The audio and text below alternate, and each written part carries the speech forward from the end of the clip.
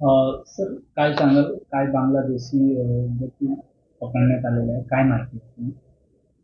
काल मानपाडा पोलीस ठाण्या हद्दीमध्ये एक NGA company आहे, कपड्याची कंपनी. त्या कंपनीमध्ये काही कामगार बांगलादेशी आहेत अशी माहिती मिळाली आणि त्याप्रमाणे मग आम्ही पोलीस पथक पाठवून कामगारांची शहानिशा केली असता 4 कामगार आम्हाला मिळून आलेले आहेत.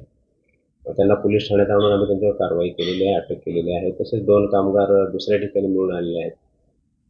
त्यांच्यावरही कारवाई केलेली आहे, त्यांना अटक केलेली आहे आणि ते गैरमार्गाने भारतामध्ये प्रवेश केलेला आहे असं आम्हाला तपासून निष्पन्न झालं आहे. त्यांना इकडे कोणी आणलं, कधी आणलं, कशा पद्धतीने इकडे आले याचा आम्ही अधिक चौकशी करीत आहोत. ज्या मालकाकडे ते कामाला होते त्यांच्या संदर्भात काय माहिती?